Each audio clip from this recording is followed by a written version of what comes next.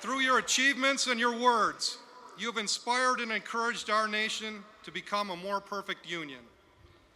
In these difficult times, you have challenged us to open our minds and work together to reach common ground. Your life exemplifies the power of education to create new opportunities and to offer significant contributions to our society. For all you have accomplished and for your leadership of this great nation, the University of Michigan is deeply honored to present you with the honorary degree, Doctor of Laws. Congratulations.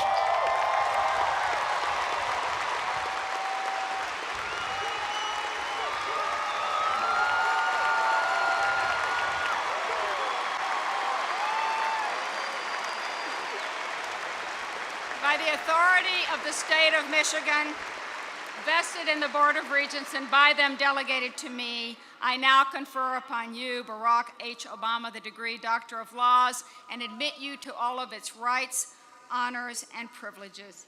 President Obama, and I invite you to speak to the graduates. Thank you.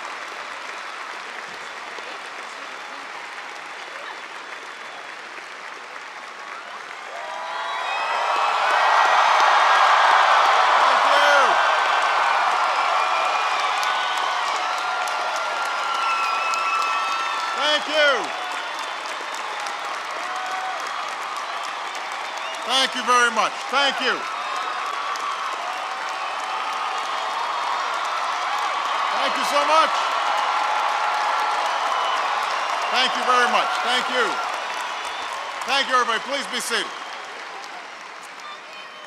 Oh, I love you back. It is great to be here in the big house.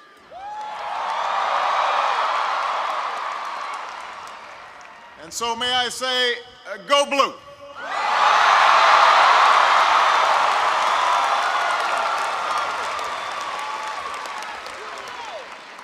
I thought I'd go for the cheap applause line to start things off.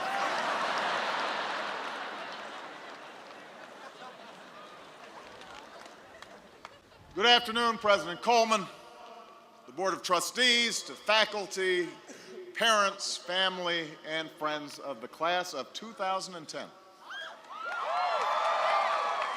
Congratulations on your graduation, and thank you for allowing me the honor of being a part of it.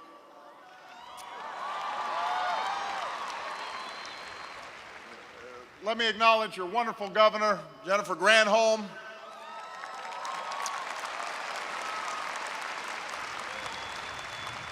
your mayor, John Heafjay, and all the members of Congress who are here today.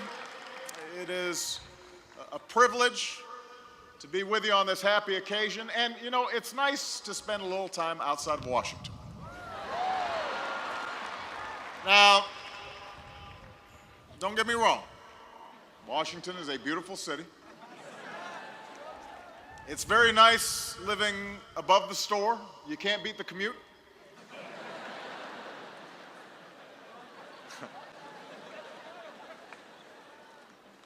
It's just sometimes all you hear in Washington is the clamor of politics, and all that noise can drown out the voices of the people who sent you there. So when I took office, I decided that each night I would read 10 letters out of the tens of thousands that are sent to us by ordinary Americans every day. This was my modest effort to remind myself of why I ran in the first place.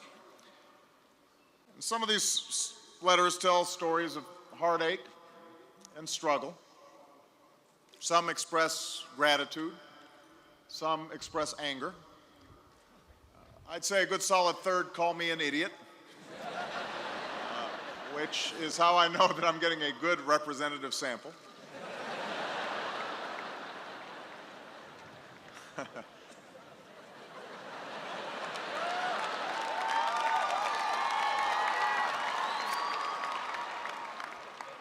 Some of the letters make you think, like the one that I received last month from a kindergarten class in Virginia.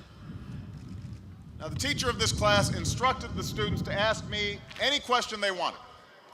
So one asked, "How do you do your job?" Another asked, "Do you work a lot?" Somebody wanted to know if I wear a black jacket or if I have a beard. So clearly they were getting me mixed up with the other tall guy from Illinois.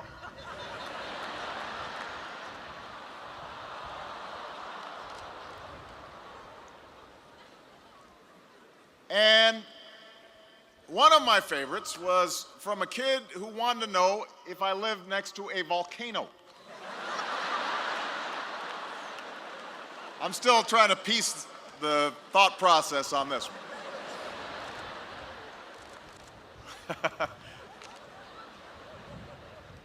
Love this letter.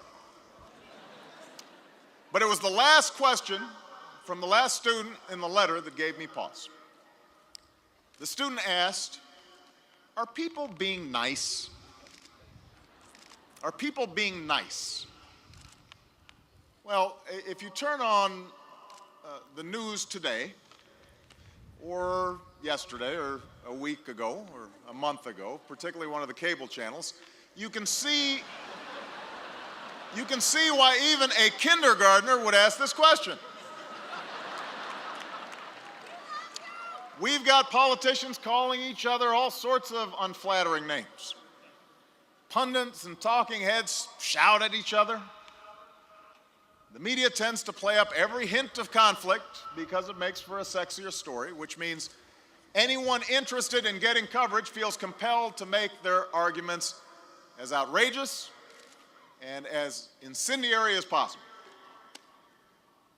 Now, some of this contentiousness can be attributed to the incredibly difficult moment in which we find ourselves as a nation. The fact is, when you leave here today, you will search for work in an economy that is still emerging from the worst crisis since the Great Depression. You live in a century where the speed with which jobs and industries move across the globe is forcing America to compete like never before. You will raise your children at a time when threats like terrorism and climate change aren't confined within the borders of any one country. And as our world grows smaller and more connected, you will live and work with more people who don't look like you or think like you or come from where you do. I really enjoyed Alex's remarks because that's a lot of change. And all these changes, all these challenges inevitably cause some tension in the body politic. They make people worry about the future. And sometimes they get people riled up. But I think it's important that we maintain some historic perspective. Since the days of our founding, American politics has never been a particularly nice business. It's always been a little less genteel during times of great change. A newspaper of the opposing party once editorialized that if Thomas Jefferson were elected, murder, robbery, rape, adultery, and incest will be openly taught and practiced. Not subtle. Opponents of Andrew Jackson often referred to his mother as a common prostitute, which seems a little over the top.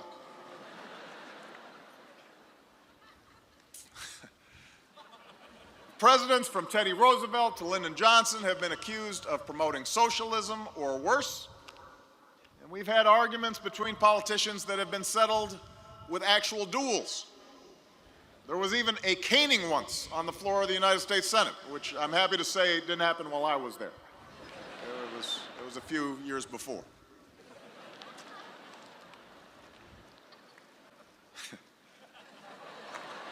The point is, politics has never been for the thin-skinned or the faint of heart. And if you enter the arena, you should expect to get roughed up. Moreover, democracy in a nation of more than 300 million people is inherently difficult. It's always been noisy and messy, contentious, complicated. We've been fighting about the proper size and role of government since the days the framers gathered in Philadelphia. We've battled over the meaning of individual freedom and equality since the Bill of Rights was drafted. As our economy has shifted emphasis from agriculture to industry, to information, to technology, we have argued and struggled at each and every juncture over the best way to ensure that all of our citizens have a shot at opportunity. So before we get too depressed about the current state of our politics, let's remember our history. The great debates of the past all stirred great passions. They all made somebody angry, and at least once led to a terrible war. What is amazing is that despite all the conflict, despite all its flaws and its frustrations, our experiment in democracy has worked better than any form of government on earth.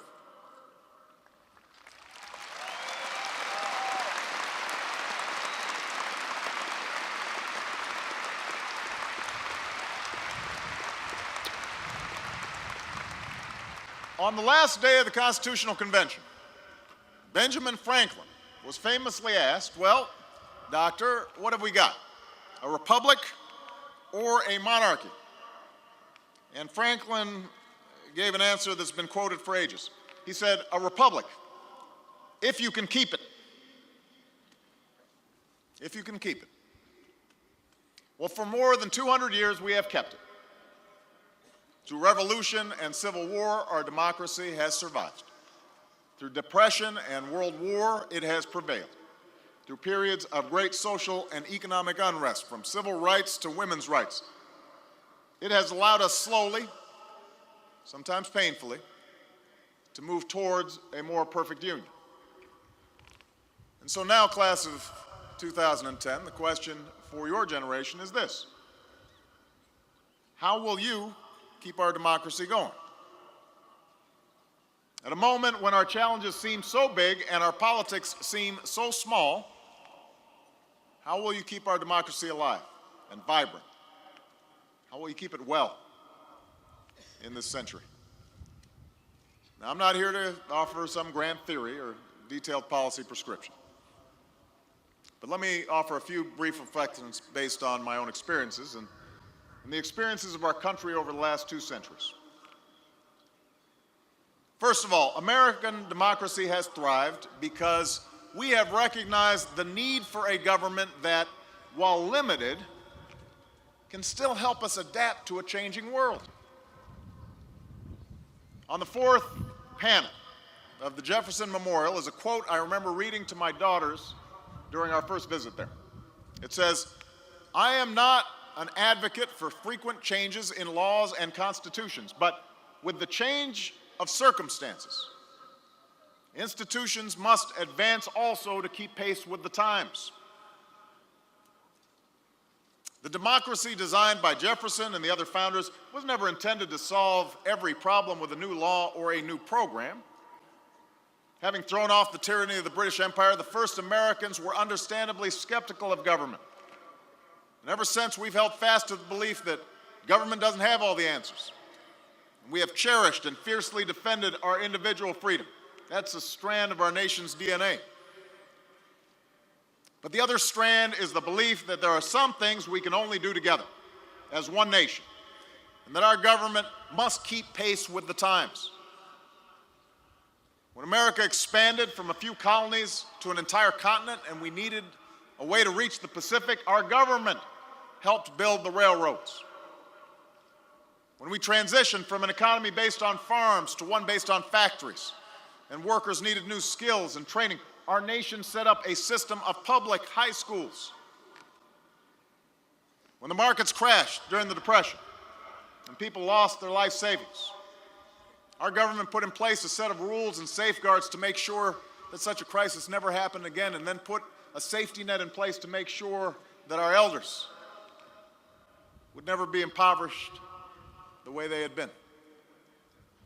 And because our markets and financial systems have evolved since then, we're now putting in place new rules and safeguards to protect the American people. Now, this notion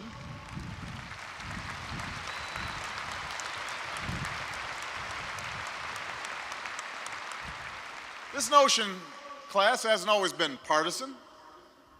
It was the first Republican president, Abraham Lincoln, who said the role of government is to do for the people what they cannot do better for themselves.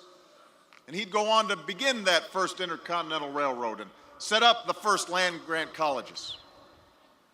It was another Republican, Teddy Roosevelt, who said the object of government is the welfare of the people. And he's remembered for using the power of government to break up monopolies and establish our national park system.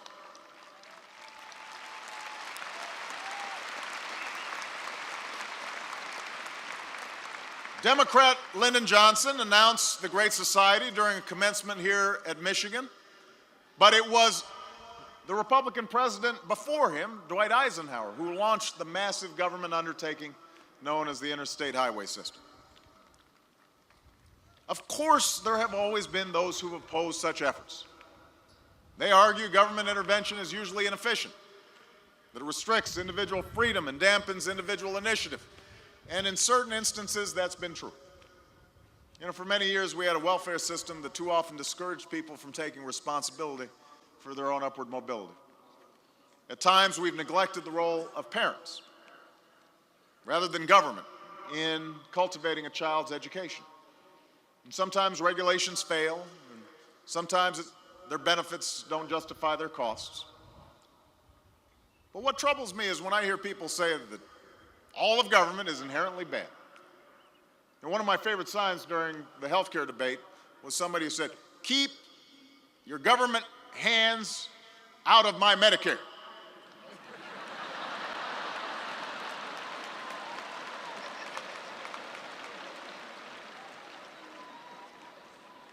Which is essentially saying, keep government out of my government-run healthcare plan. You know, when our government is spoken of as some menacing, threatening, foreign entity, it ignores the fact that in our democracy, government is us. We, the people, hold our...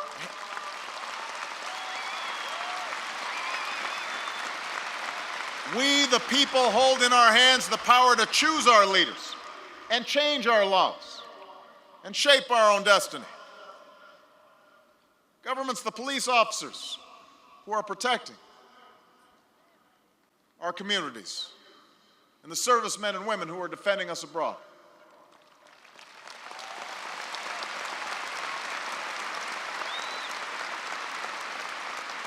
Government is the roads you drove in on and the speed limits that kept you safe. Government is what ensures that mines adhere to safety standards and that oil spills are cleaned up by the companies that caused them.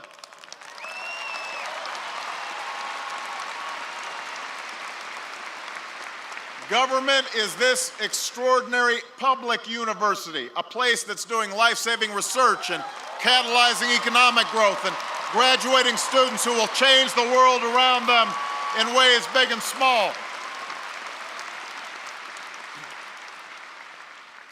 And the truth is, the debate we've had for decades now between more government and less government, it doesn't really fit the times in which we live. We know that too much government can stifle competition and deprive us of choice and burden us with debt. But we've also clearly seen the dangers of too little government, like when a lack of accountability on Wall Street nearly leads to the collapse of our entire economy.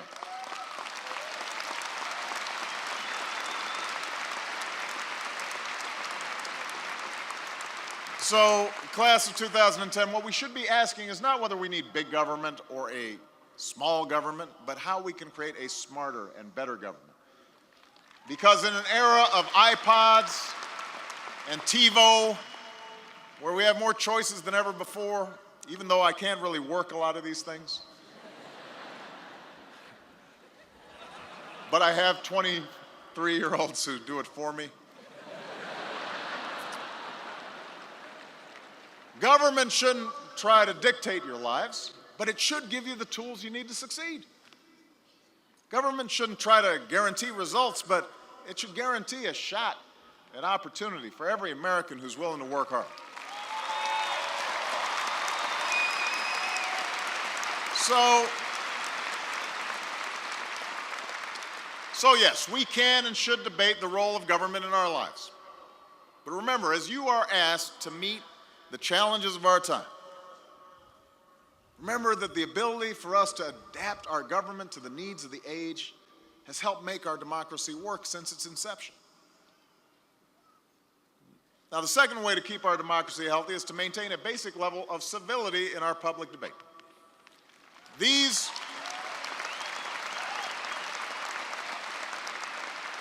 arguments we're having over government and health care and war and taxes, these are serious arguments.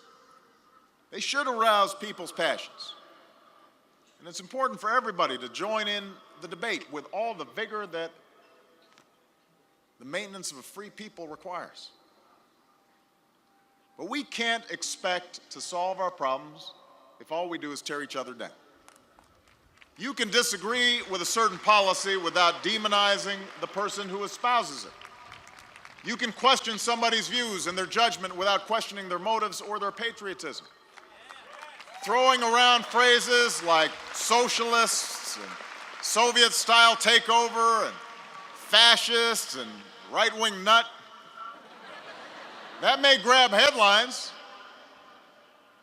but it also has the effect of comparing our government, our political opponents, to authoritarian, even murderous regimes. Now, we've seen this kind of politics in the past. It's been practiced by both fringes of the ideological spectrum, by the left and the right, since our nation's birth, but it's starting to creep into the center of our discourse. And the problem with it is not the hurt feelings of the bruised egos of the public officials who are criticized. Remember, they signed up for it. Michelle always reminds me that. The problem is that this kind of vilification and over-the-top rhetoric closes the door to the possibility of compromise. It undermines democratic deliberation. It prevents learning, since after all, why should we listen to a fascist or a socialist or a right-wing nut or a left-wing nut? It makes it nearly impossible for people who have legitimate but bridgeable differences to sit down at the same table and hash things out.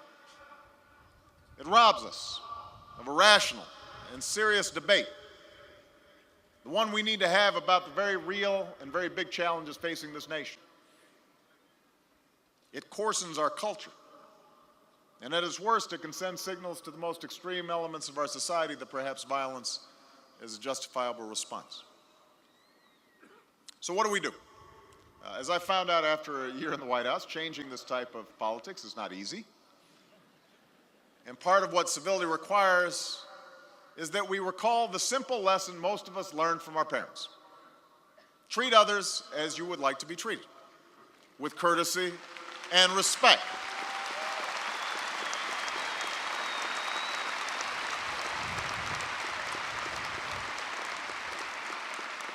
But civility in this age also requires something more than just asking if we can't just all get along. Today's 24/7 echo chamber amplifies the most inflammatory sound bites louder and faster than ever before. And it's also, however, given us unprecedented choice. Whereas most Americans used to get their news from the same 3 networks over dinner or a few influential papers on Sunday morning, we now have the option to get our information from any number of blogs or websites or cable news shows. And this can have both a good and bad development for democracy. For if we choose only to expose ourselves to opinions and viewpoints that are in line with our own, studies suggest that we become more polarized, more set in our ways. That'll only reinforce and even deepen the political divides in this country. But if we choose to actively seek out information that challenges our assumptions and our beliefs, perhaps we can begin to understand where the people who disagree with us are coming from. Now, this requires us to agree on a certain set of facts to debate from. That's why we need a vibrant and thriving news business that is separate from opinion makers and talking heads.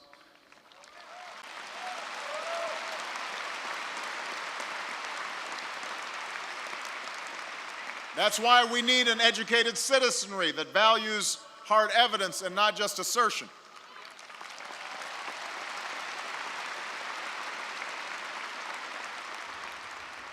As Senator Daniel Patrick Moynihan famously once said, everybody is entitled to his own opinion, but not his own facts. Still, if you're somebody who only reads the editorial page of the New York Times, try glancing at the page of the Wall Street Journal once in a while. If you're a fan of Glenn Beck or Rush Limbaugh, try reading a few columns on the Huffington Post website. It may make your blood boil. Your mind may not be changed. But the practice of listening to opposing views is essential for effective citizenship. It is essential for our democracy.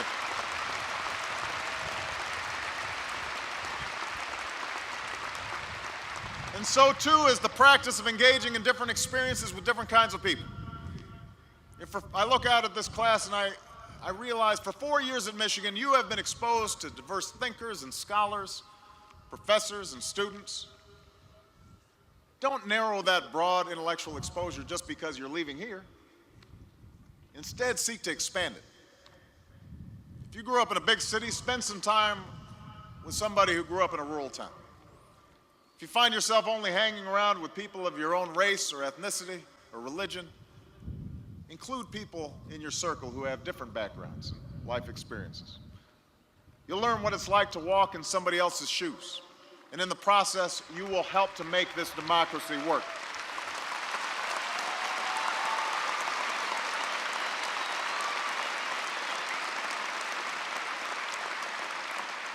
Which brings me to the last ingredient in a functioning democracy, one that's perhaps most basic and has already been mentioned, and that is participation.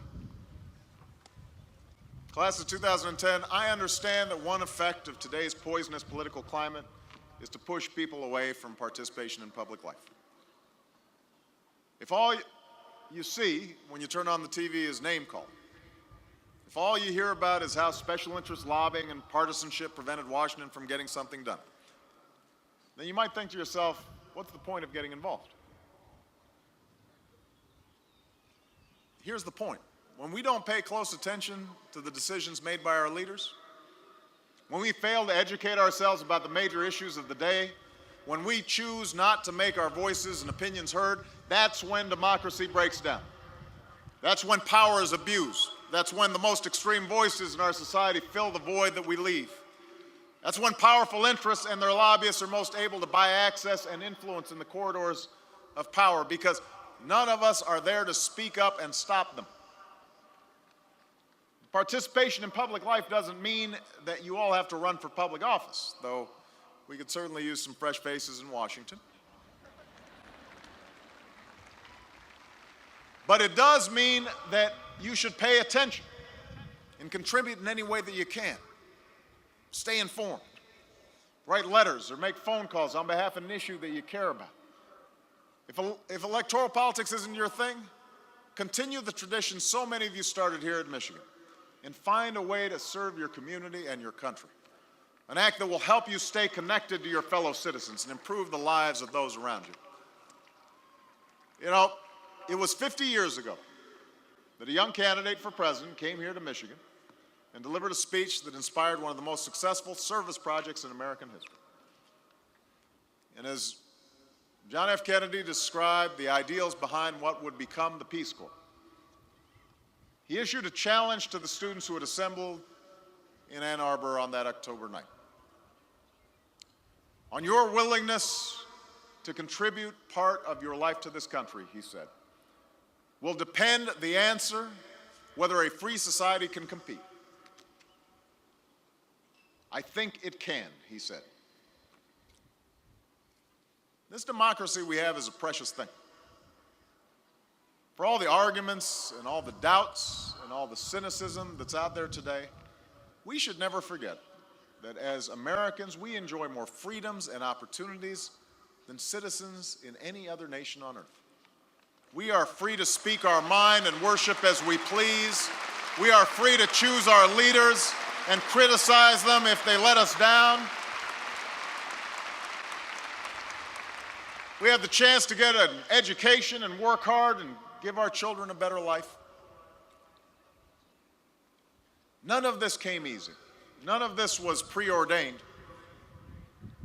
The men and women who sat in your chairs 10 years ago and 50 years ago and 100 years ago, they made America possible through their toil and their endurance and their imagination and their faith.